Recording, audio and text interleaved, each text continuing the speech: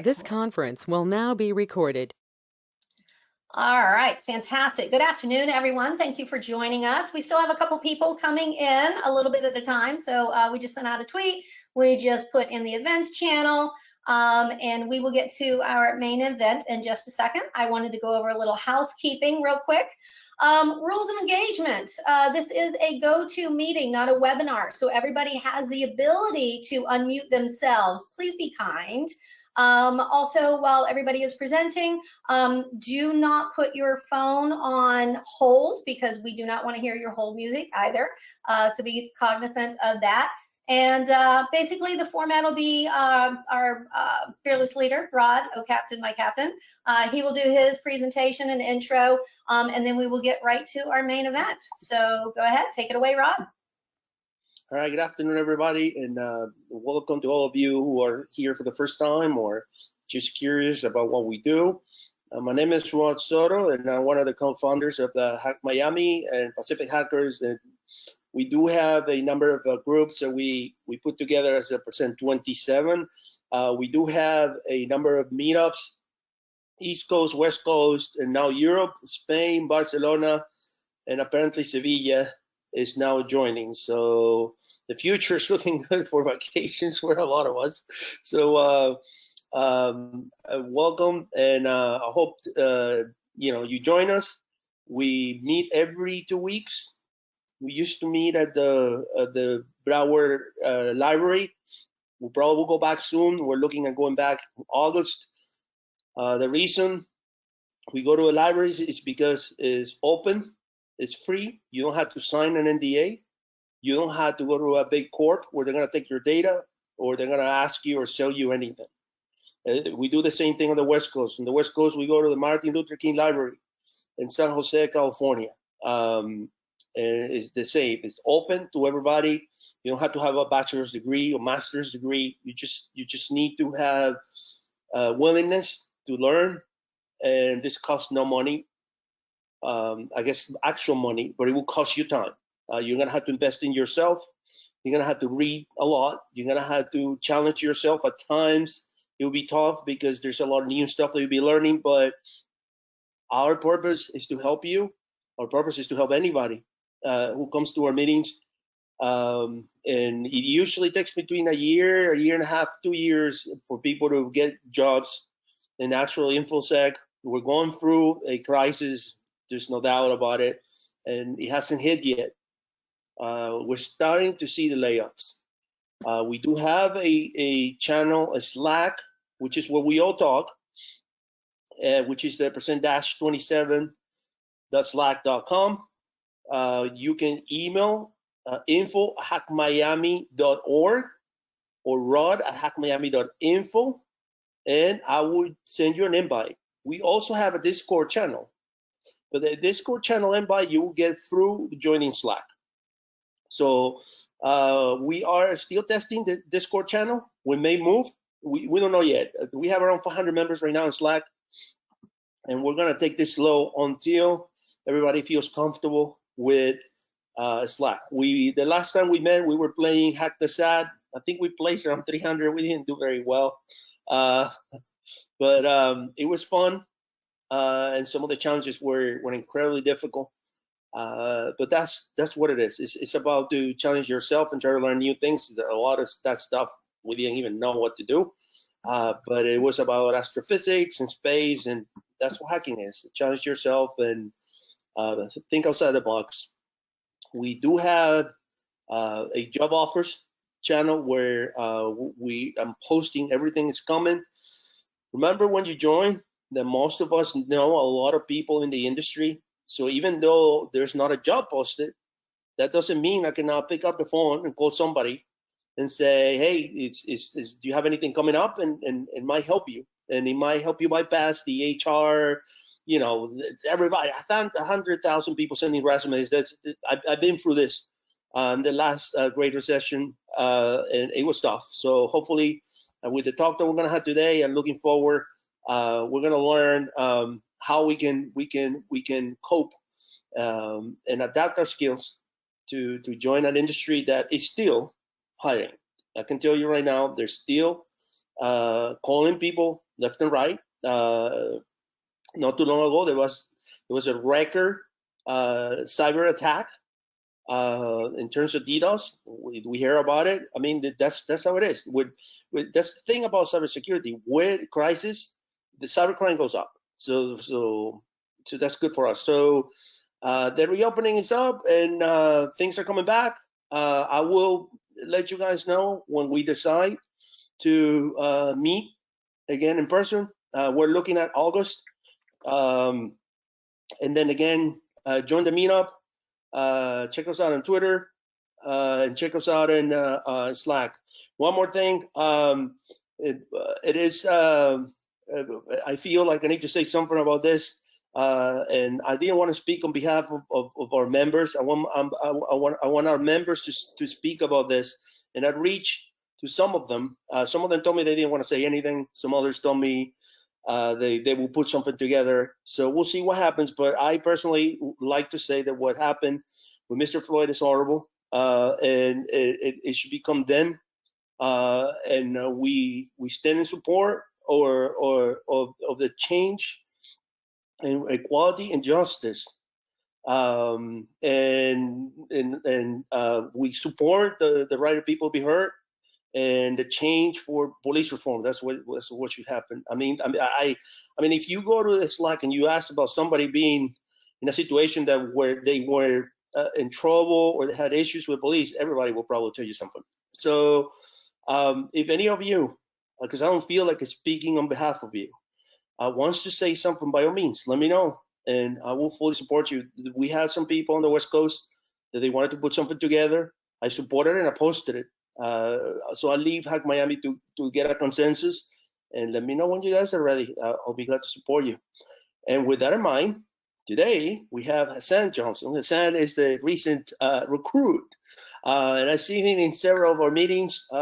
He's an ex-military, and he's going to tell us about how to break into cybersecurity, and I'm very much looking forward to this talk. So Hassan, with no further ado, take it away, and thank you. All right, so give me a second. Yep. Just another housekeeping while I'm going to make you the presenter, but if you guys are not part of Slack, DM me with the email address that you want to join Slack. I will send you the invite. Everybody cool with that? All right, give me a second. Let me find you again.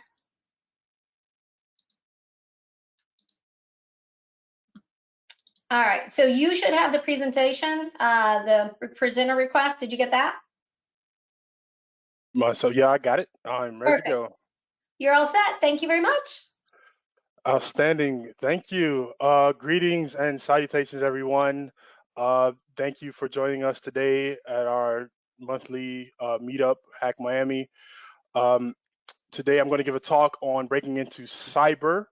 I did want to say that I've mentioned in the abstract on the meetup page that I will be discussing the various aspects of launching a career in cybersecurity, ranging from networking to degree versus certifications and much, much more. So without further ado, I'm not going to hold you. Let's get into it. Awesome. Who am I? My name is Hassan Johnson. I am a 6-year Air Force veteran. Got to do a lot in the military. I want to say that I probably squeezed out 10 or 15 years of military experience in the 6 years that I was in. I got stationed at 2 different places, got to deploy, got to serve in our nation's capital. I did a lot in my time in. I always tell people that it was the best decision I ever made. And the second best decision was probably getting out. But no, in all honesty, it was a wonderful experience that I had in the military. I did want to say, didn't mean to put a disclaimer out there. This meeting was originally going to have 2 talks, but today we're only going to do 1. So I want to say I shouldn't be more than maybe 30 or 45 minutes tops. You know, I definitely want this to be an engaging talk, a collaborative communication. You guys, if you could please save your questions till the end of the meeting. And of course, I'll open the floor for all questions, engagement at the end. Also, I am a graduate, currently going to Florida International University. I'm a fairly new student there.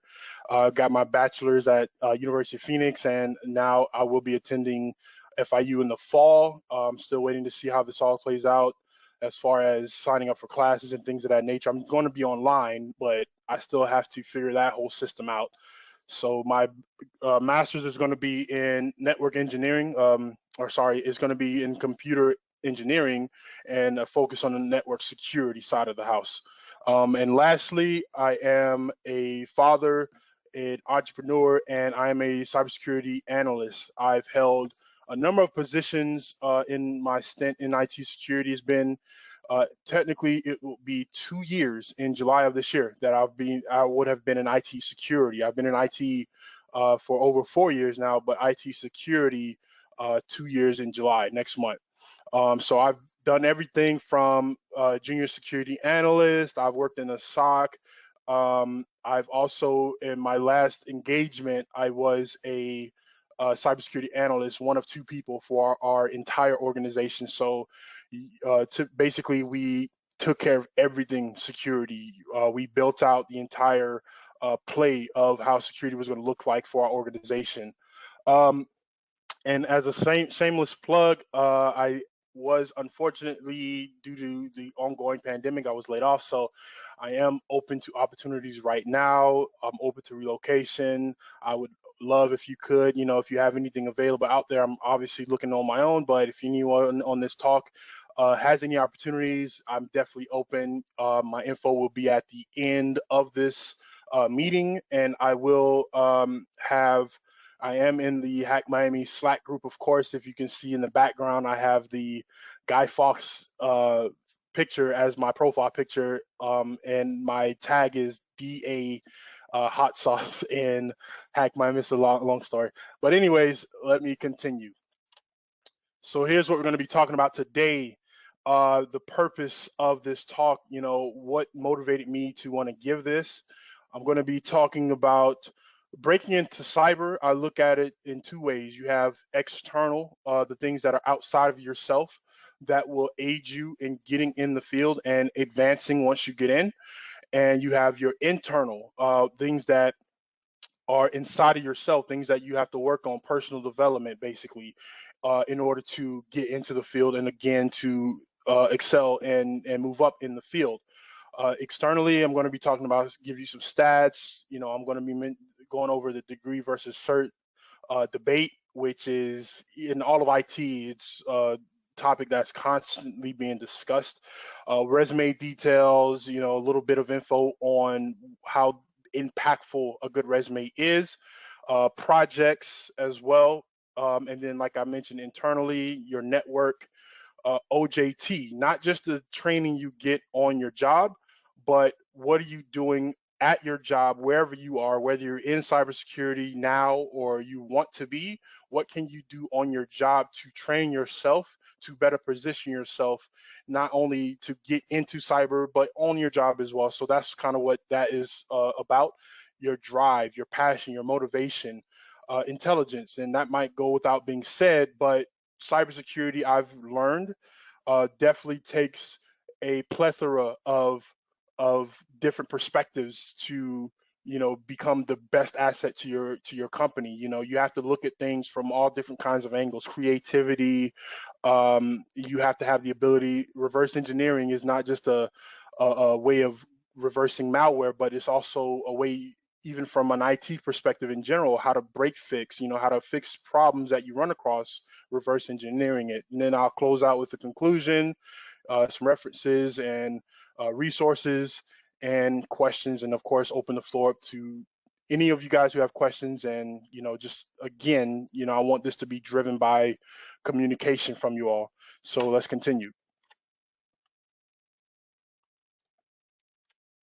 I have to make sure I'm clicking in the right place here. So again, the purpose of this talk, my purpose is to serve and deliver as much value as possible to those looking into getting into an exciting field full of potential growth, challenges, and of course, money.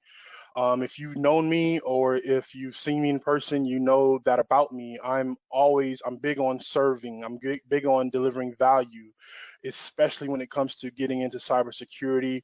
The field is only going to get bigger, and I'm going to hit on that in a minute here, but it's only going to grow. There's tons of vacancies now. This pandemic didn't help. If anything, this pandemic, yeah, it didn't help as far as the amount of vacancies in this field. Tons of people being laid off, while at the same time, as Rod mentioned in the beginning, uh, this is a time where you have threat actors that want to take advantage. So the need for this field, for specialists in this field, is only going to get bigger because of that as well. So let's continue.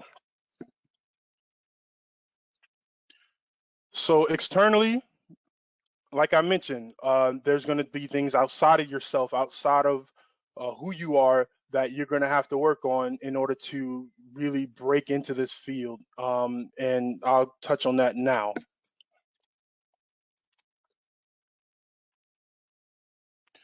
So the stats, this is taken from, and let me back up there, sorry. So this was taken from an article I recently read, and I have the link to that article at the end of this slide. But yeah, they're slated to be from 2013 till 2021, a 350% growth, guys. 350% growth in open cybersecurity positions, and 3.5 million unfilled cybersecurity jobs globally slated by 2021. And what does that mean? So IT, if you're of the school of thought of IT security being in the same field of IT, some may not be, but essentially IT security is having the biggest amount of growth and unfilled positions than any other uh, field within IT. Any other sector of IT security has the most growth, the most unfilled positions. Um, and so what does that mean with these numbers? You know, obviously the manpower is going to have to come from somewhere. These positions are going to hopefully get filled soon, but at the end of the day, it takes a very special set of skills to get into this field. And I believe, and this is a little personal prediction of mine, with the current pandemic and with remote work growing because of this pandemic, more employers are seeing the value in a remote workforce. So I definitely see a lot of these positions being filled by remote workers, you know, from all across the world. Obviously, as long as you have a good internet connection, a good consistent connection, that is only going to grow the remote workforce filling those positions. And excuse me for looking to the side. I have my notes on my other screen here. Um, and again, we kind of briefly touched on this in the beginning of this talk, but essentially there are articles out there, talks that are happening of the movement of the workforce from different parts of the country in the United States, for people to look for, you know, less expensive places to live. Again, balance that with the remote capabilities that employers are delving into. Only more of that is going to happen, guys. You know, so I would definitely stay on the lookout for that and constantly prepare yourself for being that person that gets called on when it comes time to fill those positions. And let's continue. So, degrees versus certifications. Like I said in the beginning, this is an old adage when it comes to degrees. You know, going to school, getting good grades, graduating, and getting a good job. You know, if you subscribe to that, you know, it's going to be pretty challenging for you to get into this field, or any field for that matter. You know, just going to school and getting grades. You know, you have to do a lot more in order to prove yourself and separate yourself from the pack. So that goes with also being said for certifications. You know, there are those who just, you know, stack tons of certifications. So you can't just solely focus on degrees. You can't just solely focus on stacking certifications. You know, you have to prove your value. One of the things that I learned early on is uh, I have to find ways to separate myself, and I'll get into that a little later here. But definitely prove your value. One of the things that, you know, especially being a veteran myself, that we can take for granted is the status that we have as veterans. You know, we get thanked for our service and things of that nature, but that is only a piece of who we are as a person, obviously, and not only will take you but so far. The same could be said for a graduate. You did definitely work hard. You did definitely stay up late and put in the hours to graduate and get that degree. But what else can you do to separate yourself? That is not enough by itself. And for those of you who are on this talk right now, who are on this call right now, um, who don't know that yet, be ready for that reality. Once you graduate, there's still more that you will have to do to prove yourself, and be willing to allow a company to see that value within yourself. You can't assume that your resume and your degree is going to speak for you. You have to be able to speak to your experiences, speak to your career so far, even if it's only been internships and part-time jobs as a college student. You have to be able to speak to that in order for employers to see the value in you.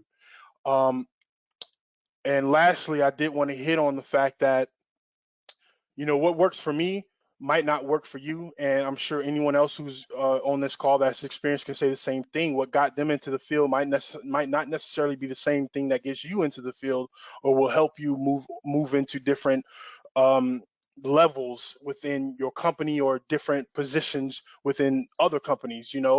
But I definitely want to use this opportunity as a way of at least giving you some guide to a degree of what can help you. But again, it looks different for everyone else. What worked for me might be different for you.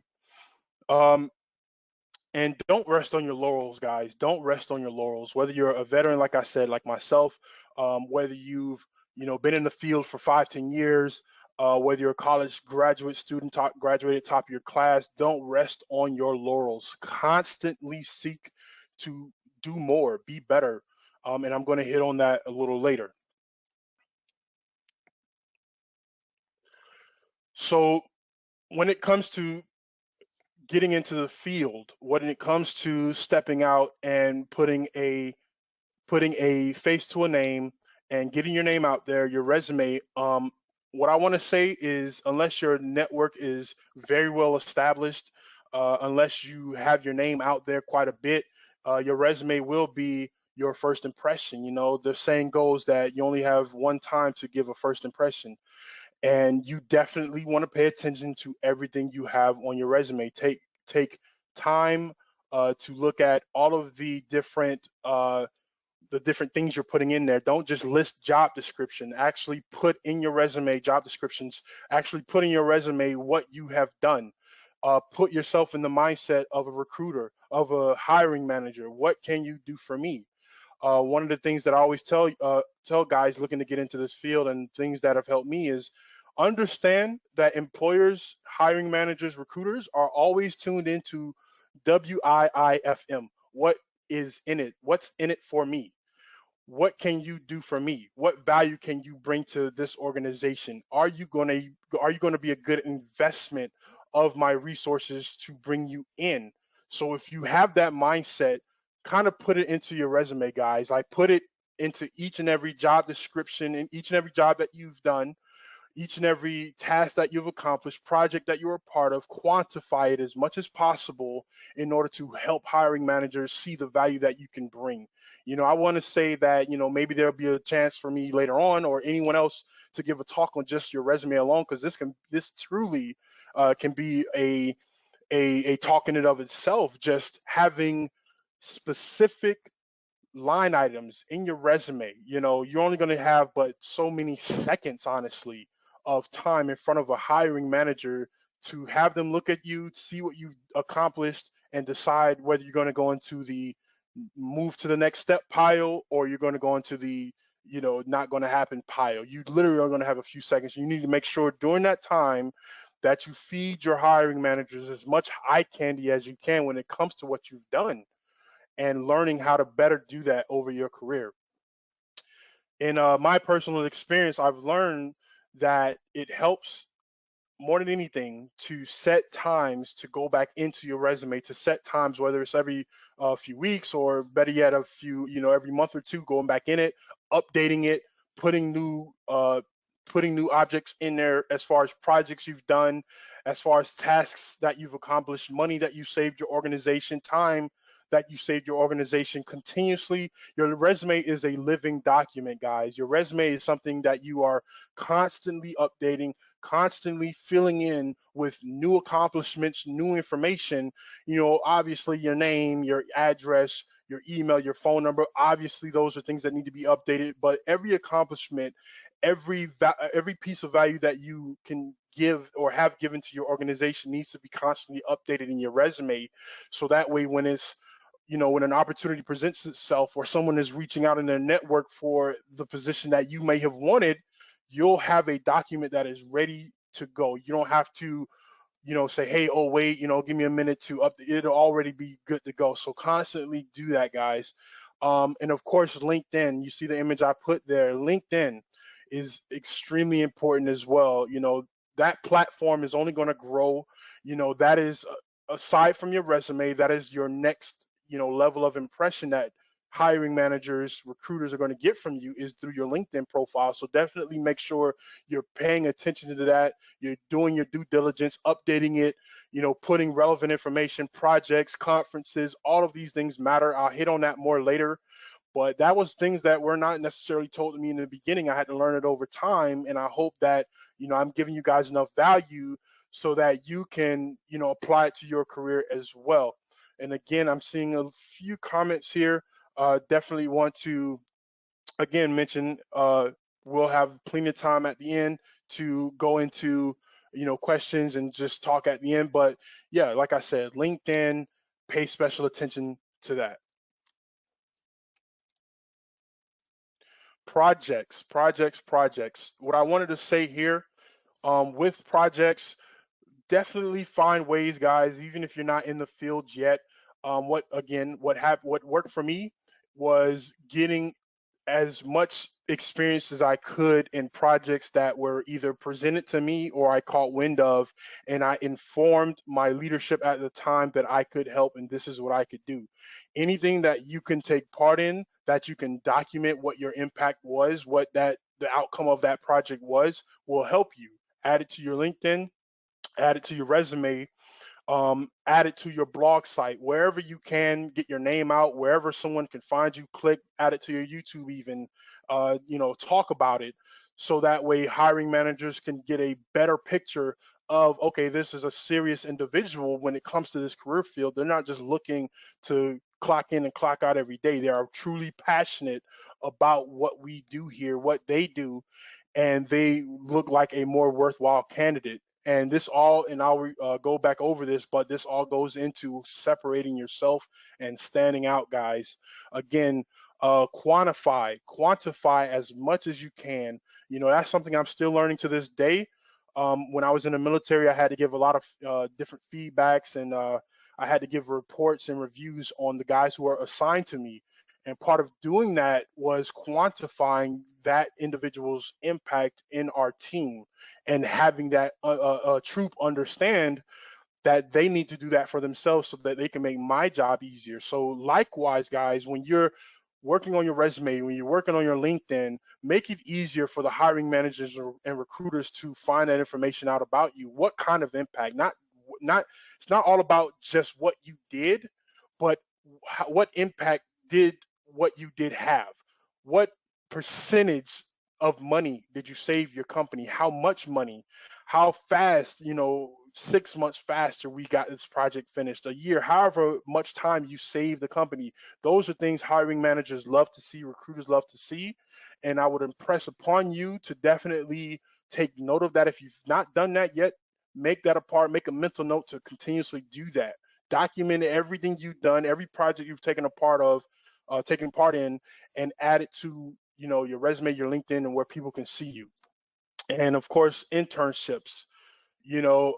Especially for my college students here, and even those who are in between right now, such as myself, and those who are looking to make the jump into IT security, look for opportunities to do that as well. Uh, it doesn't have to be external to your organization. If you're currently working right now, possibly look to have an internship internally to shadow others if you're fortunate enough to be in an organization where you may say, for instance, you're a help desk or you're in some other department, but you have a passion for security and you have a passion for getting into that field, see about what you can do to shadow others who are in the field, intern underneath them, take some time to learn the ropes, so to speak. And again, that's helping you to get your name out there to show how serious you are about this field. Hiring managers, from what I've learned, love nothing more than individuals who are passionate about what they're doing, because that gives them the assurity that you're a good asset, that you're a good investment. You're not here just to make a quick buck, or because you hear all these stats and numbers about how big the field is getting. You see individuals making 100K plus in the field. It takes a lot of passion to get there, guys, and you definitely want to invest that into your field, into your career as well, as early as possible. So like I mentioned, that was the external side of things. There's the internal. What can you do within yourself? Personal development. Think personal development. What can you do within yourself to stand out, to get you into the field? And excuse me if I'm, talking too fast. I definitely wouldn't mind slowing down. I definitely just want to make the most use of the time that we have together today as humanly possible. And I made a little typo here. Network equals net worth is what I meant to say. So sorry about that. Network equals net worth. So what does that mean? That means that it's not about what you know, and it's not about who you know. It's more about who knows you. So the more you get your name out there, the more you're able to present yourself in front of more people. I would even say doing things like this. A lot of people, especially in this field and IT in general, we're kind of to ourselves a lot. And I'm getting a notification of my network connection not being the greatest. So please let me know. Okay. Yeah, please let me know if you're having a hard time hearing me or seeing me. I just got a little notification about my network, but I'll just continue if no one has any issues with my connection right now. But as I mentioned, your network is your net worth. So, who knows you. What hiring managers know you, what directors know you, what CISOs know you, CIOs, founders. Get your name out there, exchange information. And I put here, give value, guys. This might go without being said, but for some of you who are maybe new to the field, again, college graduates, or you might not just have ever come across this concept, but when it comes to networking, guys, it's way better when it's extremely valuable to give value.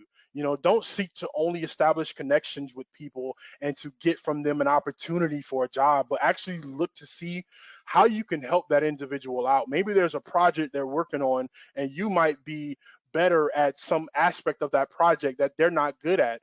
We actually were just talking about that when it came to SQL and databases and things of that nature. For someone who has a task that they're working on, maybe you can, see in their Twitter, sorry, in their tweet, they might mention they're having some challenges with this part of their project. They might ask questions. I subscribe to you guys, if you don't already subscribe to channels like Spiceworks or sites like Spiceworks or HackMiami, of course, and other networking platforms, so that you can be a part of the conversation. But again, give value, so that way it's not only that you're trying to seek out opportunities, but opportunities will seek you out because of the individual you've painted yourself to be by giving value to others. That will only help to grow your network exponentially, guys. So definitely pay attention to giving value. On the job training. So guys, excuse me, back up.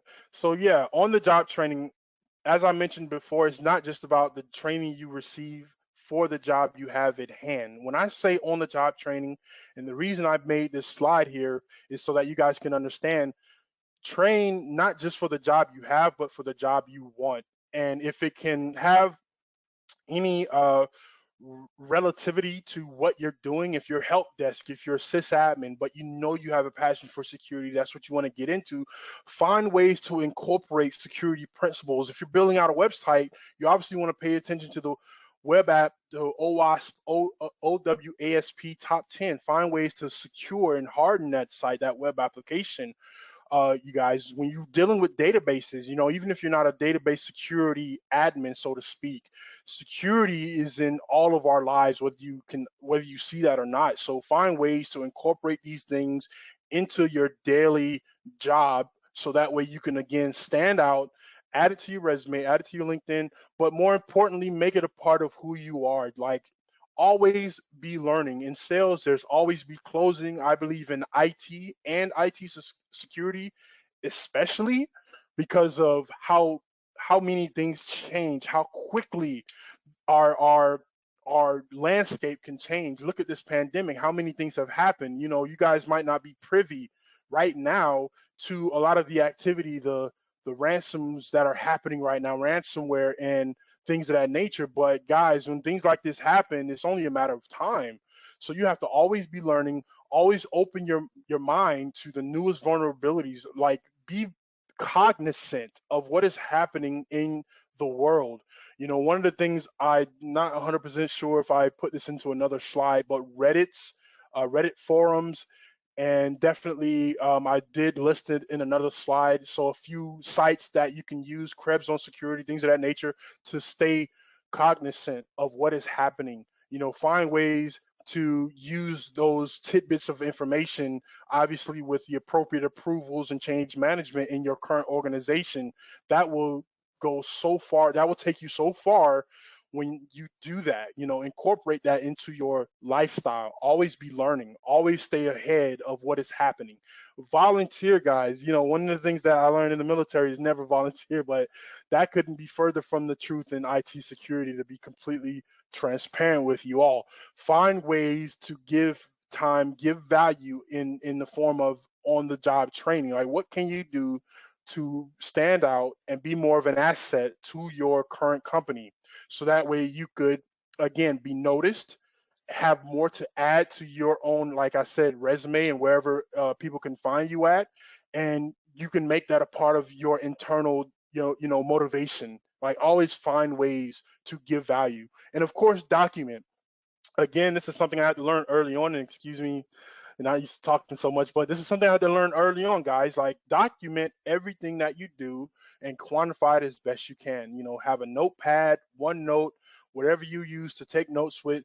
Document, document, document. So that way there's never an issue with remembering. I never trust my mind, or never trust my memory with what I've done. Like, this field gives you plenty of opportunities, IT in general, honestly, but IT security especially gives you plenty of opportunities to learn and to take on challenges. So it would behoove you to write it all down, guys. You guys who are already in the field give tons of value every day. You're protecting your infrastructures, you're protecting your companies, you do a lot, and it would only make sense that you document it all and quantify it as best you can. Alrighty, moving on, drive. So again, internal. These are the things, these are the concepts that you need to have within yourself, again, to break into the field. So your drive is huge. Your motivation. Why do you want to get into this field? For me, guys, the reason I wanted to get in, it took a long time. I'm going to be completely honest with you. It took a long time for me to understand and know, as I'm sure it is with you, with a lot of you here, what I wanted to do in life. I knew I wanted to work with computers, but I didn't know exactly how. I came out of high school, computer engineering looked amazing. The math did not. So I quickly turned away from computer engineering all the way up until I got out of the military. Cybersecurity started becoming bigger and bigger. I got out back in 2013. More and more schools started incorporating cybersecurity programs and certifications, and just the job market in general started expanding with more and more cybersecurity roles. And I realized, hey, I see all these hacker movies, Mr. Robot, and different things of that nature. I would love to be in a position to help protect companies and their assets, to learn of all the skills that are needed to do that. So that's what motivated me to be able to give back. And like I said, my thing is I love to deliver value. I love to give. So in order to do that from an IT security perspective, I wanted to give back in the form of helping organizations protect themselves. Your belief system matters as well, guys. So what do you believe? Do you believe you can be successful in this field? You have to have that core belief within you. You know, there's tons of people who have a lot more experience. You see these guys who, get bug bounties for 100K. I think I saw an article recently for Apple, where someone got a 100K bug bounty. You think, man, I can never do that. It just seems like it's so big of a thing to do. But everybody starts from somewhere, guys, and you have to believe it within yourself that you can do that as well if that's what you aim to be. You might want to be a CISO. You might want to be a senior director of security. You might want to found your own company. You have to believe in it within yourself that you can do that. And of course, independent education, as I mentioned a slide ago, find ways to keep yourself engaged in what is happening. Learning, always be learning. Keep yourself engaged with the conversation of cybersecurity. Hacker news, as I mentioned before, staying a part of Reddit, conversations that are happening over there concerning IT security, ransomware, malware, what are the newest APTs, advanced persistent threats that are out there, stay cognizant of it, guys. That's what helps me and what has helped others that I have learned from mentors of mine. They're always learning. The most successful people I've seen in this field are those who are always, so to speak, having their ear to the street of what is happening in cybersecurity. Krebs Zone Security and Naked Security are another two other platforms that will help you to stay informed and stay abreast of what is happening. So that definitely is a part of your drive. And I did want to give a quick little story. A counterpart of mine, a former counterpart of mine, I would say his drive is beyond crazy. Like within, I would say 4 to 5 years, he went from having no background in IT security at all to now being a senior threat hunter at his organization. He went from, I believe, and not to put his business out there, I don't know exactly, but I want to say probably 40, 50K a year. Now he's making well over 100K in the last 4 to 5 years because of his drive. He went from no certifications. He went and got his 2 Red Hat certifications. He worked with Splunk, which is another amazing tool to get experience in if you don't already have it. He has a Security Plus, OSCE, or I'm sorry, OSCP and OSCE certifications. And he also just stays abreast. He has a GitHub page, so that's an example, like I mentioned, of an individual who has that drive. So again, you want to separate yourself. You want to always be learning. That will only help you, not hurt you, in getting in this field and excelling in this field, guys. So always look for ways to continue your independent education. Continuing on here. So this might go without saying, but your intelligence, guys, when you get into IT security especially, you really have to tap in to how you look at a problem. When you are presented with an issue, when you're presented with an alert, when you're presented with an APT, malware, something you've never seen out in the wild before, you have to find ways to break that problem down to understand how did it happen, to who, what, when, where, and why to that problem. And again, this might go without being said, but you really, this is not a field for those who are just going to have a constant mindset of, day in, day out, clock in, go home, make your paycheck and go home. Like, you really have to invest in yourself and use your intellect to break down the problems that you're presented with. Reverse engineering is not just a phrase used with malware, guys. You have to be able to take a problem and work backwards from it. Especially for you guys who are in IT, who work help desk, you're presented with issues every day. You obviously will get used to certain issues happening all the time, but there comes a time where you're presented with something you've never seen before, and you have to what? Reverse engineer it. You have to work backwards in order to break it down and come to a solution. So that all dials into being creative. Your creativity is beyond your education, beyond your network. How you break down a problem is extremely important, guys. So your creativity, can you look at this from a different perspective? One of the things I love about our field is how broad it can be. You have guys and girls who are in social engineering, like that is their forte. Has nothing to do with the best scenes and source solutions and programs and malware defender. Has nothing to do with that. It has everything to do with being creative, talking to an individual to draw out information from them in order to, so to speak, hack into their environment. So creativity from all aspects of this field will definitely benefit you. And of course, being a problem solver, you cannot give up. One of the things I love about offensive security, I mentioned two of their certs already, the OSCE and the OSCP.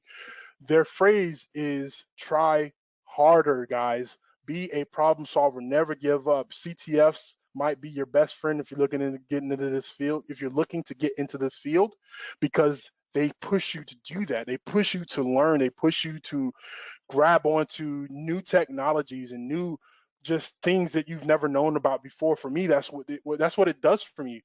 I never really deep dove into steganography until I started working on CTFs that required me to do that. You know what I'm saying? So you definitely have to have being a problem solver a part of your DNA to both get in and excel in this field. And with that being said, here is my last bit of information I want to pass on.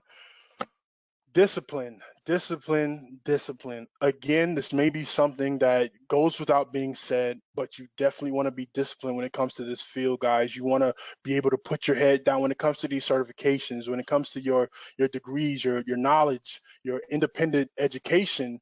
You have to be disciplined enough to learn it and to grow from it and to apply it to what you do day in and day out. I can't stress enough. Like one of my favorite sayings is the pain of discipline is far less than the pain of regret. And I say that because, and I wanted to mention this a little earlier, but if you are serious about getting into IT security, guys, if you're serious about getting into cybersecurity, you want to break into this field, find a way to do it as soon as possible because there's a lot to learn, there's a lot to gain, there's a lot of growth that will happen in this field. But if you're serious about it, it would only behoove you to find ways. If you're currently at a company that has roles, or you might have the ability to pitch that to a director or CIO or CEO of your company of creating that role for your organization, guys. So find ways, to get in. That's one of my biggest regrets, that I didn't get into this field sooner without realizing that I didn't have to know so much. One of the and me and Rod, you can point to this as well. We spoke about this briefly. For a SOC analyst role, it does not take much, guys. Having some understanding of how networks work, how exploits work, having that minor knowledge will take you so far in this field, but it doesn't take much to get into a role like that. If I could have done that as soon as I got out of the military, I would have, taken that SOC analyst role and grew from there. I would have probably been leaps and bounds further than where I'm at now, but everything happens for a reason. I do not, look to my experiences in a bad way. Everything got me to where I'm at now, and I'm happy that I am where I am at. And I want to help you guys do and get to the same place. Grind, have that discipline, and find ways to, if you're not already in IT security, find ways to make it a part of your job, be more secure, and pitch that to your leadership. And the last thing I wanted to say here, guys, is stand out. Find ways to attract attention to yourself. As I mentioned before, it's not about what you know, and it's not so much about who you know, but it's about who knows you. Find a way to stand out. Get you a GitHub if you can. Get you your own personal website, your own personal blog, YouTube. The list goes on of ways, not just your LinkedIn profile and your resume. I've seen too many guys get passed up, guys and girls get passed up who would have been the perfect candidate for certain positions, but because not enough people knew them and because they didn't put themselves out there enough, they didn't get that notice. You know what I'm saying? So definitely find ways to stand out, to show value, have it already set to go in your resume and in your LinkedIn, and branch out to, like I said, GitHub and your own personal blogs and detail what experiences you've had. Talk about your experiences, even if you don't have technical things that you can put out into the field. At least talk about it. I found that you can draw a lot of value can be drawn out just of explaining and putting it out there what you have done. So if anything, at least do that. You know, vlog, like I mentioned, get on YouTube and, start a channel just talking about your cybersecurity journey, your infosec journey, your IT journey, or your journey to get into it, and have people, drawn to that, and create content around that, guys. So without further ado, that's pretty much the end of it. Like I said, I'm going to open the floor up here to any conversation, any discussions. I think there was a question or two that I saw mentioned from Amy. Um, Before I answer that question, I'll give Rod and uh, um, anyone else who might have wanted to throw something in there before I get into the questions. But that's it, guys. Again, at the end of this slide, I'll have my name tag there. My LinkedIn will be there. Like I said, I'm open to opportunities. I'm open to relocation. I'm definitely looking for my next opportunity. I look forward to it. And yeah, if you have anything, Rod, to say before I answer questions or we answer questions, I'll let you go ahead and take the floor. Well, thank you very much. It was an amazing talk. I wholeheartedly agree with everything you said. You said you couldn't have said it better. I suggest people that came late. We are gonna post this so you can watch it again, and please listen to all the things that he says, because he nailed it on the head. That's what you need to do. When I was trying to break an infosec, it took me around 3 years. It was not easy. It was not easy.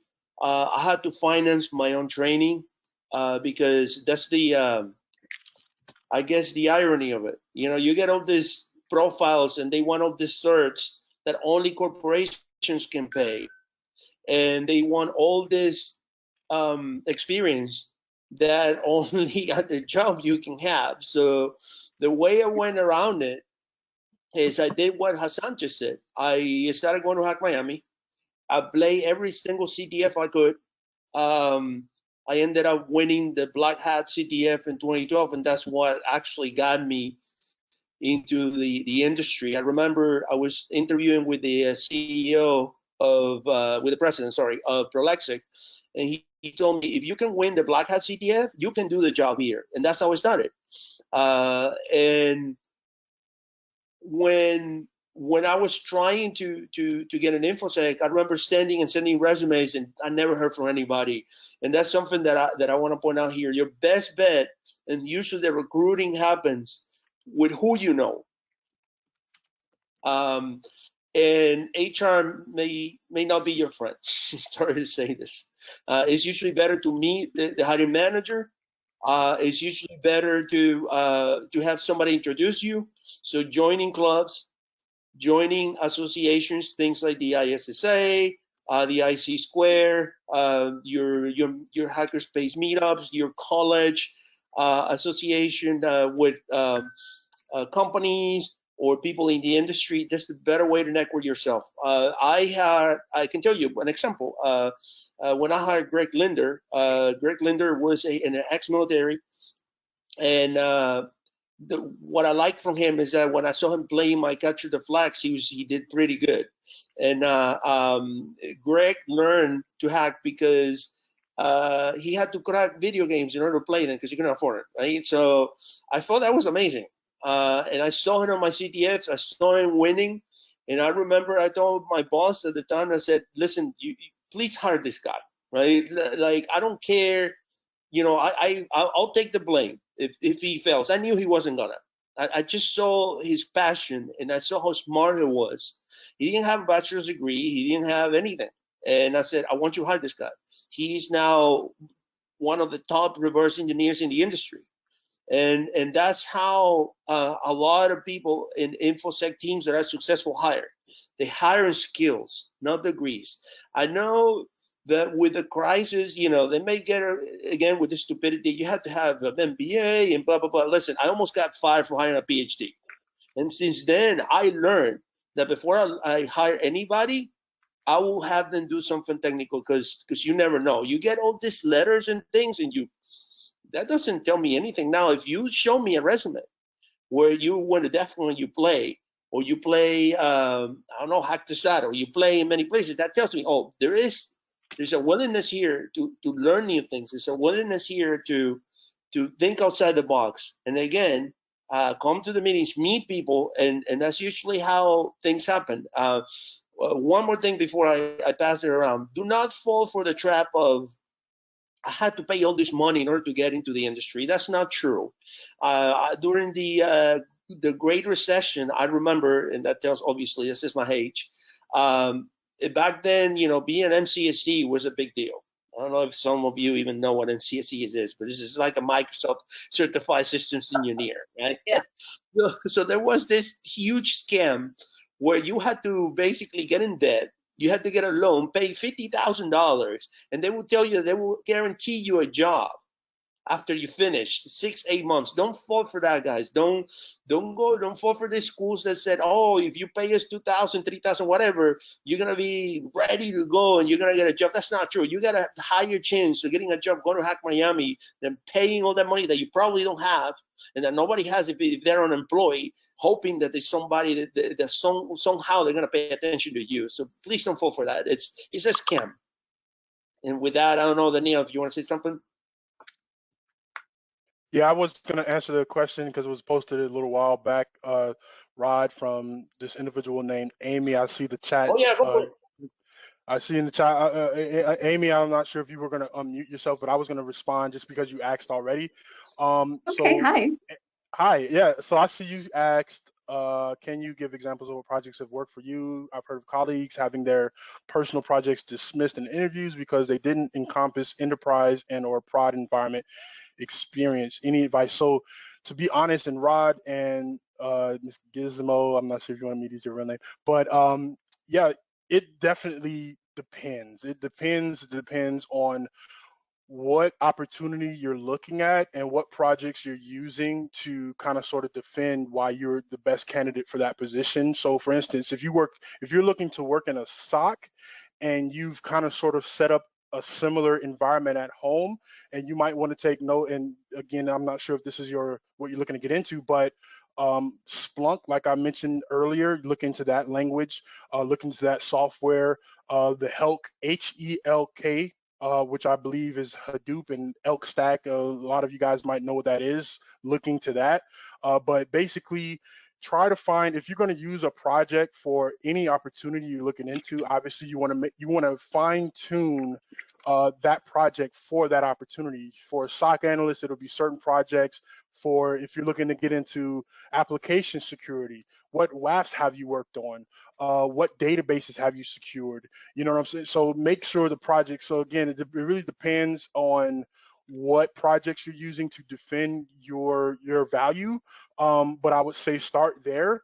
Just open yourself up. Again, for me personally, and I don't want to tangent too far, but me personally, it took a while for me to know what I wanted to do in IT security. I'm still figuring it out as I go along, but try to find that so that way you can work on things that have value to that field. Again, if you're looking to get into red teaming, blue teaming, SOC analyst, pen testing, web application security, find projects that have to do with those things and then use those projects. Because I've honestly, I have not heard personally, Amy, of individuals getting their projects, especially if the hiring manager, and let me say this too, I'm sure Rod can attest to this as well. If the hiring manager does not have an IT security background, I could care if they dismiss my project. I could care less. Like, that's on them because they don't understand enough about what we do anyways. They're looking for other things. But if that individual does, then they will appreciate it that much more. So make sure you're aware of what perspective, so to speak, that they're coming from. I hope that makes sense, Amy. Right. I find that a little odd because if you are a person that you were able to download Splunk, for example, and you were able to learn how to ingest sources, to look for learn analytics in traffic, for example, or see logs from Apache or from Windows. Even though it's not at the enterprise level, it is very valuable. And in my opinion, it will put you above or somebody that hasn't done that at all. So don't be discouraged by that. Just try to make sure, however, though, and this is usually one of the things that I tell people, you had to, I know at first it's hard because you really don't know what your forte is and you don't know what really you're going to like. Some people like to be behind racks. with hoodies and air conditioner, and they never talk to anybody. And that's their passion, right? So these are people that are, keyword rats. They're typing commands all night, and it's all about firewalls. So that's SecOps, for example. I hate SecOps. Like if you put me to configure firewalls, I'll say, hey, I know what to do, but I don't want to do this for a living. Some Right. other people are passionate about pen testing, for example. They love to break into a web app. Some others are in binaries. There's one thing about InfoSec you need to know, and that's one of the things that I push on my CTFs. You can't know everything. You cannot know everything. At one point, you're gonna have to choose something and specialize on it. You may want to know, I think, here and there, but you're not going to be. And this is usually one of the things that I see when they're hiring. They want 10 years of reversing, 10 years of web app. I told some recruiters, these are like 4 careers together. This is impossible. So don't fall for that. Try to prepare yourself the best you can, and do your effort. Don't be discouraged. So do you guys mind if I add something? Because you guys know that I'm not actually in the cybersecurity industry, but I have my own company. So I'd like to give you a perspective from a company owner or a hiring person. So some of it may not be as, the feedback may not be as accurate as you think. So if somebody goes on an interview and they come back and they tell you, oh my God, they dismissed my personal project, that may not be why it was dismissed. It may be that they just had a bad interview and they thought that was the reason they didn't get it. So take all of that with a grain of salt, because when you are interviewing and hiring people, you're looking at the soft skills as well, right? So you can be the most brilliant person on the planet. You can be the best pen tester on the planet. But if I don't think you're going to meld with my team, you're not getting the job. Right? So y'all need to also, I'm sorry, I'm getting on my soapbox now. Y'all need to also work on your soft skills, work on your interpersonal skills, because I know it sucks, because I came up in the ranks. I had all the certifications, your MCS, you talked about the MCSE. I did all that study on my own, took the test on my own. So out of pocket was just the testing fees. But yeah, it took me 6 months to get all of those. I think it was like, what, 8 certifications? Oh my God, it was, $15,000 for the classes. I didn't have that as a single mom, so I did it all on my own. But I wasn't getting the jobs, and it was because I didn't have the interpersonal skills. I had all the certifications. I knew how to do, network architect like you wouldn't believe, but I was not a nice person to be around at the time. I'm a little nicer now, obviously, you guys that know me, but yeah, work on your personal skills. That is, I'm going to tell you, from my perspective, that's more than 50% of getting the job. It's great that you know your business, master your skills, but if you don't have the interpersonal skills, I don't want you in my office. I don't want you on my team, because you're just going to be a cowboy, badass, narcissist that thinks that the world can't run without you. And that's not the truth, because I can find 10 others with your same experience that can actually get along with other people. That's what I call the brilliant jerks. I don't I'll want get off my soapbox now. So, Amy, that may not be the reason they didn't get that job.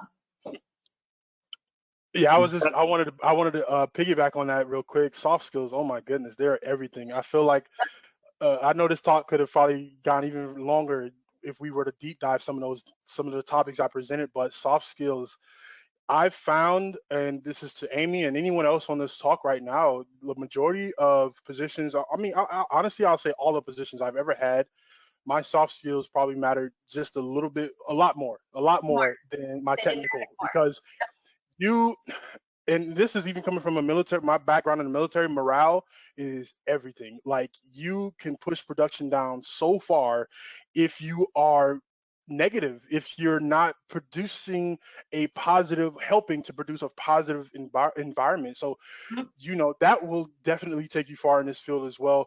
I can't remember the saying, but I know anybody just about can be trained in just about anything, but you can't train a good attitude. You can't teach that. You know what I'm saying? So that is part of that internal, what's a part of you that you need to work on. And I'm not saying to sit here and, kiss butt or anything like that. Don't be fake about it. Be real, genuine about wanting to be a part of a positive environment and adding positivity to it. Soft skills are so important. And I wanted to mention, Rod, you talked about something. I was going to just say this real quick. when it comes to this market now that we're in, it is what it is, but it is definitely an employer's market right now. You know, so many people have been laid off. I mean, if you're local to South Florida, you heard about what is that company's name? The AR VR company. Magic Leap, Magic Oh, Leap. Magically, that's the one. So just think about a company like that dropping so many uniquely skilled people. This is at this point in time is definitely, and a lot of companies doing the same thing. This is an employer's marketplace. So definitely, again, stand out, find ways, do projects. And I don't know if you guys saw Rod or Ms. Gizmo saw the other comment. I saw something about what platform would you recommend from Alex? And again, guys, you can unmute yourselves. And Thank you. if you like, yeah, ask the question for all of us to hear. But I just was going to hit on it real quickly here. You said, what platform, Alex Chess? What platform would you recommend to start a personal blog, to put personal projects, manuals? Um, it really, again, that's one of those. It depends. I haven't seen a bad response come from using something like WordPress for your own personal blog, and GitHub for your own personal projects. I'm not a programming guy at all by any means. You know, I'm not. I need to learn more. Get my Python skills and Linux skills when it comes to that language, but I've seen a lot of individuals have success with that. I've even come across the actual individual I named, who I was giving an example of when it comes to Drive. He interviewed where they actually wanted to look at his GitHub, like they were that serious about that skill set. So use that platform to help get your projects out there. And again, like I mentioned, WordPress, and you guys, Rod or Ms. Gizmo, you can definitely chime in on Yeah, that if you would like. I think it. Sometimes these things go by are like fads. You know, like Blogger was big at one point. Right now, I can tell you that there, even if you put like papers or projects in GitHub, it's almost like they look for it. They will ask you, "Hey, what's your GitHub?" So GitHub is one, and Medium. For some reason, people are doing Medium nowadays. I love Medium, not for some reason, for a specific reason. I love it. They charge though. They do. They do. Yeah, I'm not in the charge thing. You can host by the way, you can host a blog in GitHub. You have to Mhm. code it, but you can, and it looks pretty cool. And that will impress me if you come with a resume that's posted on a blog on GitHub. That's true. Yeah. I see another question real quickly. I was going to hit on from Alex, his second two-part question: bug bounties versus CTFs. Where I can better put my effort? For that kind of question, I mean, those are two different worlds almost. I mean, you can get better at bug bounties by doing CTFs and vice versa. I mean, you really, when it comes to bug bounties, that's where you make money helping. For those who are on this call or on this talk who don't know, bug bounty, and this is just a real dirty way of explaining it, but it's basically where you help companies better protect themselves and make money for it. Different companies, Microsoft, Google's, and smaller companies will put out challenges for people and put a price on it for fixing that bug. As far as your efforts, I honestly would say both. Like if you have time, depending on your availability, work on both CTFs. I personally like CTFs because of the collaboration, because of the environment that it puts me in around a lot of other people, especially obviously when we meet in person. Online is different, but such as the South Florida ISSA Hack the Flag that we've had at FIU for the past few years. Those types of environments, I love being around others who are doing this challenge and learning and growing and networking. Any environment you could put yourself in to get around others who are in the field, go for it. Bug bounties are a little bit more exclusive, where it's mainly you and your computer, and you might reach out to a few people here and there to get help, but that's really like something that you're doing for yourself. So I would probably say, like I said, do both. And it really depends on where you're trying to go and what you're trying to do. But CTFs, I would definitely, if you can do an in-person CTF or a CTF where a lot of people are going to be involved at that time, I would definitely harp on that. But you can't go wrong with either one. I'm gonna mute myself for this one. Oh, sorry. Oh, no, go, you. No, go ahead, Amy. I was just saying, well said. I was just getting right behind him. Go ahead. Oh, okay. I was just gonna ask for some advice, maybe culling through all of, I guess, the myriad of fields. I mean, I get try things, right? Go to CTFs. Just went to my first recently. Did pretty well. Um, but beyond that, like, is there anything else you can think of that's maybe less traditional advice? I don't know.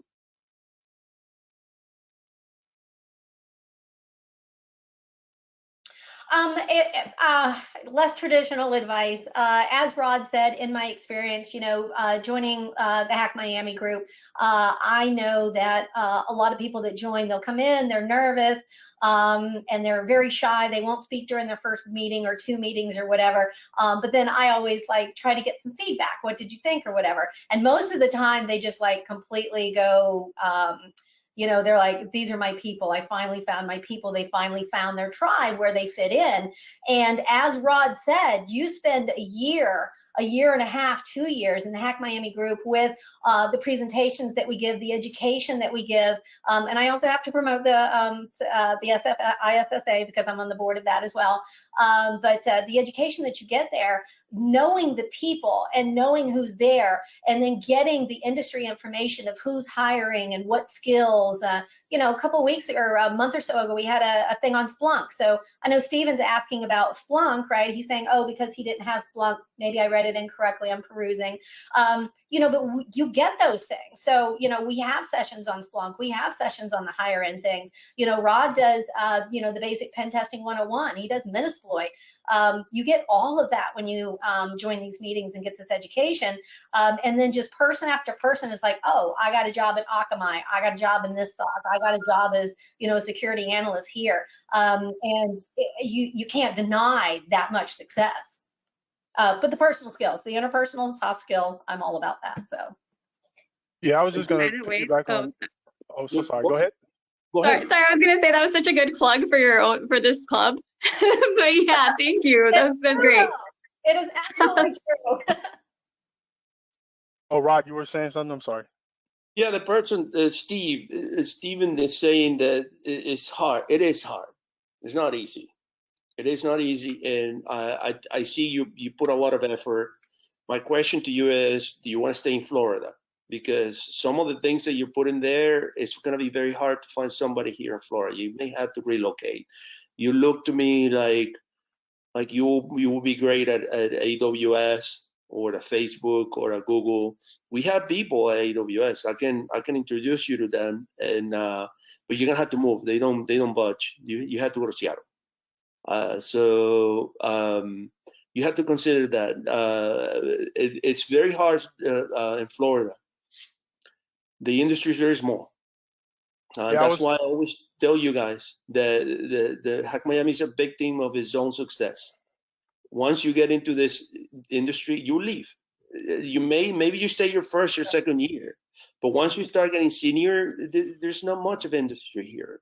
Some people gets to work remote and come back, but some others, for the most part, I promise you're gonna have to relocate. So consider that. Consider opening your horizons, because it's not easy. It's not easy. It's a very small, and now even worse with all the layoffs. That company that we just mentioned, that was one of the biggest companies here. Other than that, you have Citrix, and there are a few others, but there's not much here. Well, according to Zuckerberg's interview on CNBC last week, whenever it was, apparently he invented work from home. So. Of course he did. No, I was just gonna mention. I was watching that. He's like, we're all about the work from home. It's expanded our industry, and now we can get individuals all over and all this different talent. And I'm like, oh dear God, you're killing me right now. I've been working from home for 20 years. Exactly. I think he said that they're gonna go half of them, like half of the workforce is gonna be remote. Yeah. Then maybe they should stop building buildings around Facebook, because I go there, well, I used to, and they keep building. They have their own hotel, they have everything around them. So it doesn't look like they're gonna go work from home. Right. Yeah, I was going to mention too, with that question that Steven, I've I've seen that quite a bit. You know, you have all the qualifications. It should be nothing for you to get into a good position. But my 2 cents, your network, like I mentioned a few slides back, is everything. Like I've literally gotten positions almost strictly based off of who knew me, off of my network, off of knowing the right people at the right time. And I'm not someone who has even half of what you have, to be completely frank with you.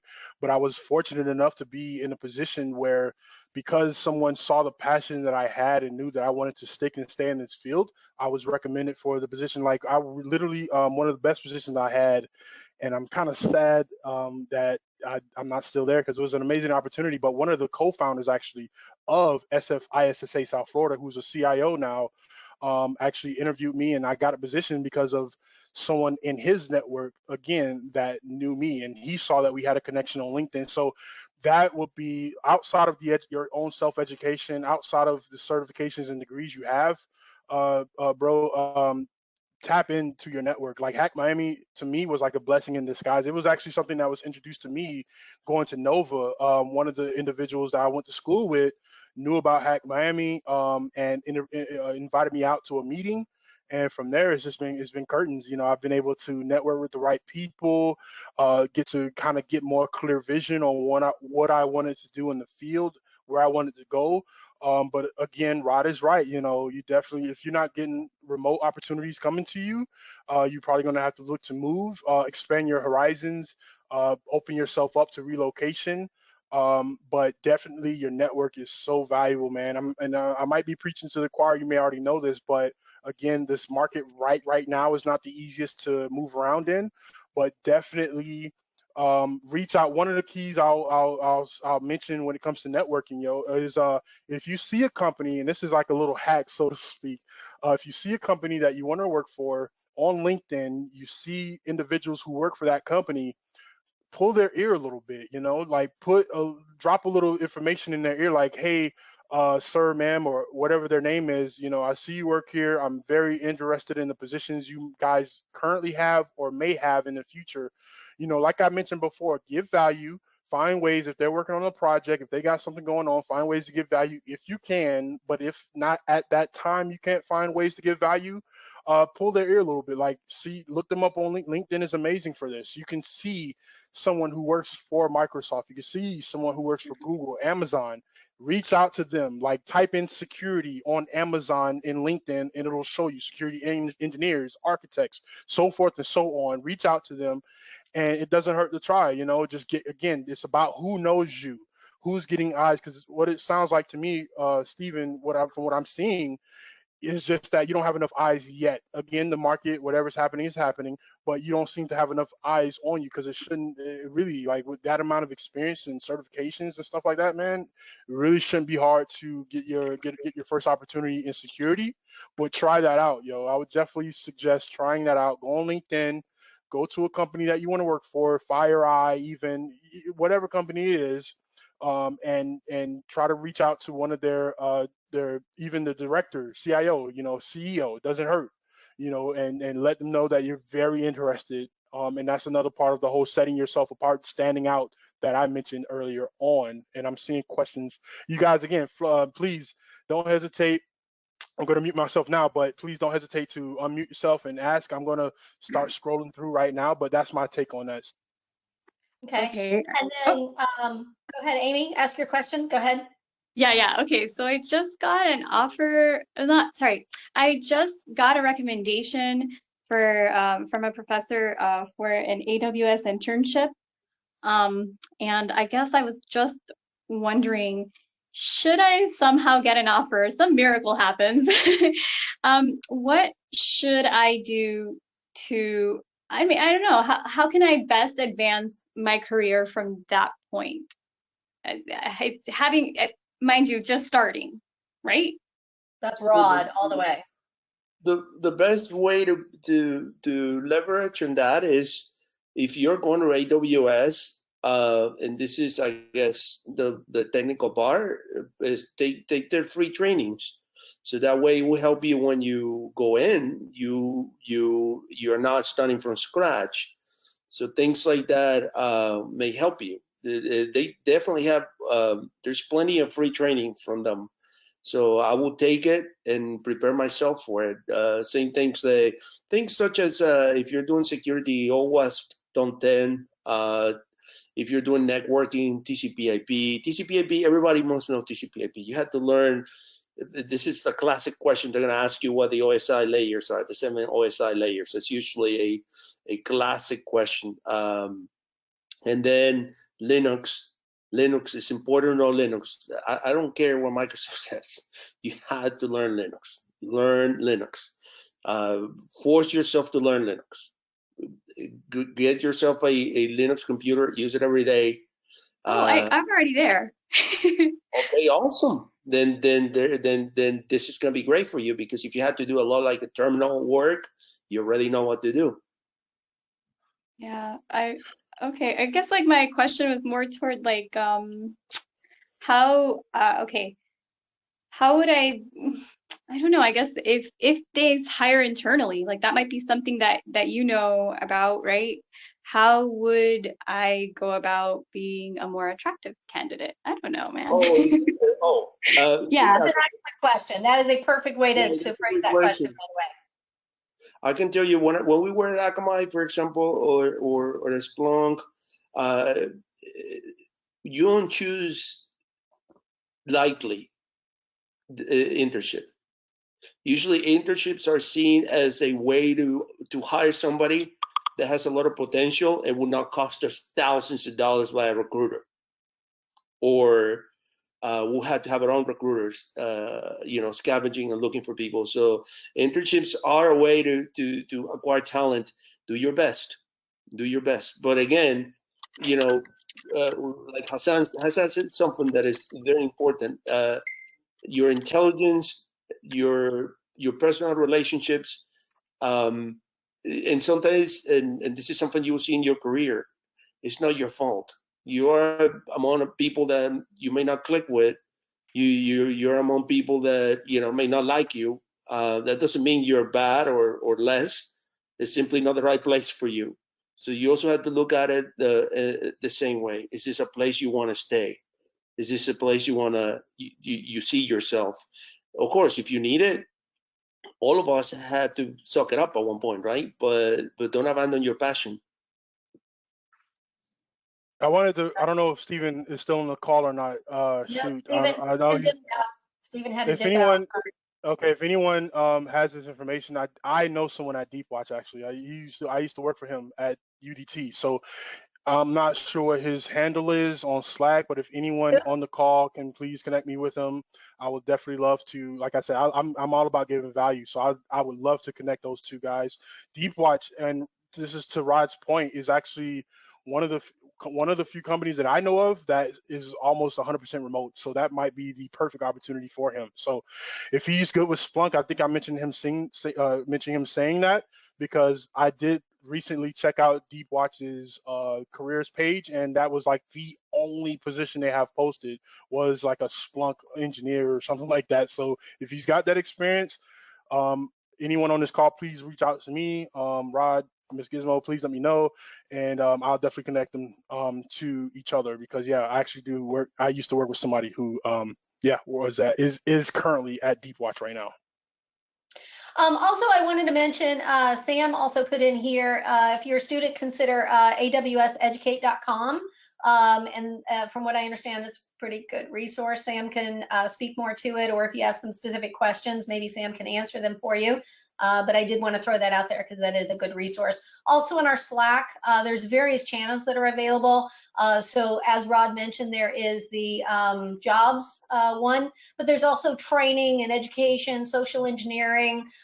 There's a lockpick village and a pie village as well, but there's job offers and the training. People will post the most amazing, free training, or this is free for a day, or I helped get my certification with this kind of training, just like Samuel's posted about the AWS Educate. You can't buy that kind of help, trust me. Thanks. Just wanted to say that to everyone. Not a problem. Amy, I did want to, because I'm trying to scroll back through the chat. I think I mentioned, or you mentioned something about, what do you do about those job postings that ask for so many years of experience? Guys, if you are looking at the slideshow right now, the second resource that I put there, some of you might be familiar with this gentleman. His name is the Cyber Mentor, or he also founded a company called VetSec. In that video in particular, he kind of gives details into his journey. Amy, this is very specific. If you go to the 5-minute mark in that video, he actually talks exactly about that. When you see job descriptions, I've learned this, it took so long because there's so many opportunities that I passed up by simply not applying. The worst thing that any of these jobs can tell you is no, but it doesn't hurt to try, apply regardless if they're asking for, they're looking for unicorns. Most hiring managers, and sad to say, a lot of HR managers, HR recruiters, they don't know what they're looking for. They'll just put so many requirements, so many, like a 10-page job description. Apply if you feel that, and this is more to Rod's point. Obviously, don't apply for something you have absolutely no idea what it is that you're doing with that. But if you feel that you can, even if you don't 100% satisfy the job requirements, try to apply anyways. Like I said, I passed over a lot of opportunities. In that video, like I said, it's the second bullet point there that talks about. He literally said how he got his first opportunity in InfoSec only by applying for a job, even though it required a little bit more. I think about, he probably had like 50%. And I'm not saying this is across the board by any means, but again, the worst thing that can happen is for them to say no. But he specifically at the 5-minute mark of that video, he talks about how he got over that objection of he doesn't have the experience, he doesn't have the background, he doesn't have the degree, he doesn't have all that stuff. They're looking for unicorns. But if you have that passion, that drive, if you're willing to put in the work, the OJT, like I mentioned a few slides back, that will take you so far. And that gentleman is one of the few guys that I follow on YouTube in the IT security space. He now has his own pen testing company where, within the last decade, he went from a total noob to now having his own company where he's making and again, this is not a standard by any means, but it's his story. He's making over 100,000 per month now doing not just pen testing, but within his own company. But it all started with putting himself out there, learning, growing, getting the certifications, and establishing his network. So I would definitely recommend paying special attention to that video, just as a little bit more of a motivation for when you see stuff like that, because it definitely can make you feel like, man, I don't have that experience, I don't have that knowledge, and I don't even want to apply because I don't want to waste their time. It doesn't matter. Go to that video and you'll see exactly what I'm talking about. I do also want to add, I hate to be that cheesy bumper sticker kind of girl, but y'all that know me, I am that cheesy bumper sticker kind of girl. You miss 100% of the shots you don't take. Fill out your resume. Don't just send in a regular CV. Create your CV according to that job post. That is a huge miss. If you just create one CV and just blast it out, you're missing a lot of opportunities. Take 5 minutes to tailor your CV to that job posting, and you're going to get a lot more response there. And if you don't have single mom, right? I did not get my bachelor's degree. I worked at it, but as a single mom, it just never happened. I just couldn't finish it. But I got all my Microsoft certifications. I probably have 75 different certifications, and I have on-the-job training, and I am a bulldog. I don't stop. I never quit. And that's what employers look for. It's not necessarily, I landed many jobs that said, you must have a bachelor's degree, you must have a master's degree. I walked right in there and I'm like, this is my experience. This is what I've done. And again, not much of a team player at the time. I'm much better now. But yeah, you don't know. They have to put those there to have a barrier of some sort. But as Hassan said, their HR, they don't know what they're looking for. They're just doing the job posting. You're probably not going to enter. They're going to be the gatekeeper for the first interview. After that, you're going to get the people that are going to ask you the real questions about your real experience. So that's my take on it. Rod? I agree. It's don't be discouraged and try again. And I wasted a lot of time myself looking into these job sites where I was being denied by HR. HR is looking for all these keywords, right? The way to go around that is to join associations, network as much as you can. Even Twitter, even LinkedIn, where you can, don't be shy, reach out. I get all the time pinged by people that say, hey, can you give me a recommendations for this job? And sometimes I'm like, well, do I know you, or let me see you, let me see what your experience is. You look like, you might fit. Yeah, I'll give you a recommendation, not a problem. But you have to try again. And obviously, when you see, usually my impression when I see those profiles is that they don't know what they're looking for. And when you talk to the hiring manager, the story is completely different. The hiring manager will tell you, oh no, you can know a little bit of this, but I want this, right? And maybe that is what you have. So usually that's the key. The key is to find who's the hiring manager. The HR, I see 100% of the time the hiring manager telling HR, I want this person. I don't care what you said. That's it. Right? So I will tell you one of the things I did. I landed a pretty nice contract. I went after a particular company as a whale, and I found the owner of the company on LinkedIn, and then I found him on Meetup. This is total social engineering, guys. I found him on Meetup, and I found a particular group that he was in, and I put myself in that wine tasting dinner that he was going to be in. And I made sure I got seated next to him. And 2 months later, I had a nice, juicy project. God, that's awesome.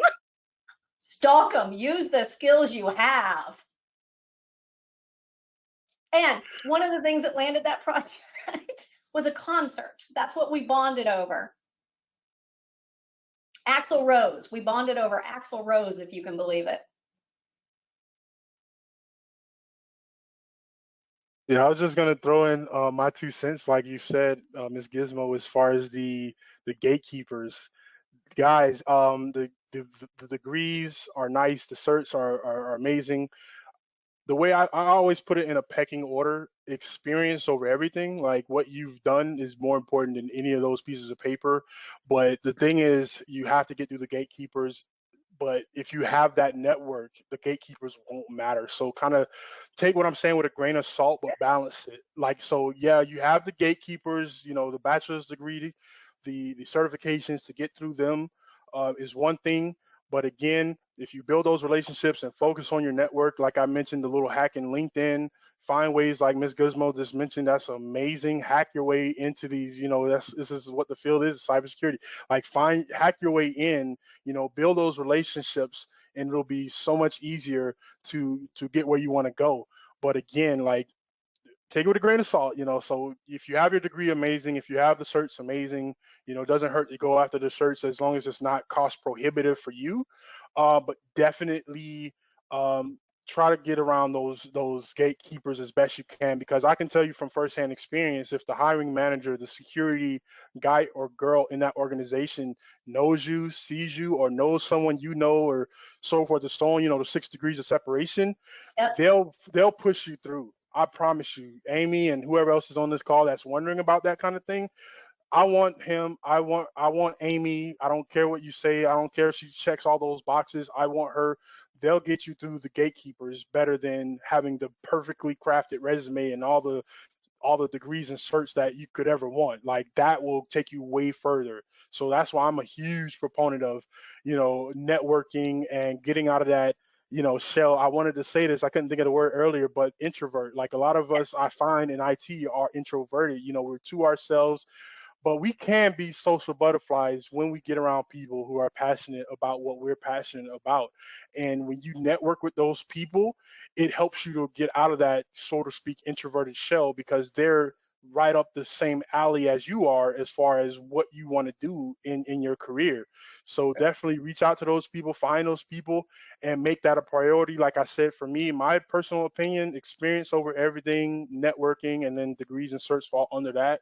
Like I said, for that'll be whatever the gatekeepers want to see, but your network is going to squash all that if you are passionate, not wasting anyone's time, not you say you want to do something, but you really don't show it with your projects and with your experience. So absolutely make sure you have the experience to back up what you say you want to do. And of course, that drive, like I mentioned, to go along with that. And I'm sure Rod and anyone else on this call can kind of speak to that as well. Yeah, had I known about the networking 30 years ago, had I embraced that 30 years ago, my life would have been so much easier. My career would have been so much easier. I would have been so much further along. But yeah, I missed that. Yeah, I was gonna mention, Rod, Miss Gizmo. I have to go run and get my kid. I don't know if you guys. I know you're gonna. This is being recorded, so hopefully I'll look out for that And you're going to give post. us your slide deck, yes? You're going to send me your slide deck? Yeah, I was gonna ask because I've not done this before, so I wasn't sure. It's all in a PowerPoint. So you just want me to email it to you, or how should I give it to you? Slack, post it in Slack. Got you. Yeah. So I'm about to bug out real quick, but this is the last slide here. But yeah, I'll let you guys if you want to continue talking. But I do have to run. I will send you that right now, Miss Gizmo. But Thank you very first much. and foremost, thank you, you guys, or last but not least, thank you guys for attending. I definitely look forward, if you're not already a part of the Hack Miami Slack group, the Hack Miami Meetup group. Like I said, for me, it was like a blessing in disguise to be a part of this network of incredible, knowledgeable people. I would impress upon you to not only be a part of this one. I think SFISSA, South Florida, that organization, I'm not a part of it yet, but I plan on being, because that organization, I've realized that the amount of professionals who are passionate about IT security, my goodness, I went to one of their meetings. It was a packed house at Nova where they were meeting. But just being in that group and then meeting up afterwards, it was amazing. So you guys, Hack Miami, SFISSA, and make that a part of your daily habit to find more of those groups to be a part of so that you can get your name out there. Again, it's all about who knows you and your passion for this field. If you really are truly wanting to get into it, to have as many people know how passionate you are, guys. But again, my name is Hassan Johnson. My contact information is in the slide deck. I definitely appreciate you guys hopping on. I do got to run, and I wish I could stay a little bit longer. But again, thank you guys so much for attending, and I look forward to meeting up again like this in the future. And hopefully in August, like Rod said, we'll be doing this in person again. So thank you guys. Thank you so much. Have a great day. Thank you All very right, much. Rod, it's All all right. you. Wrap up, buddy. Yeah, well, thank you very much, guys. We'll be announcing soon. Remember to join us at this Slack, and stay tuned. We're going to have more meetings and more events. So thank you. Bye, guys.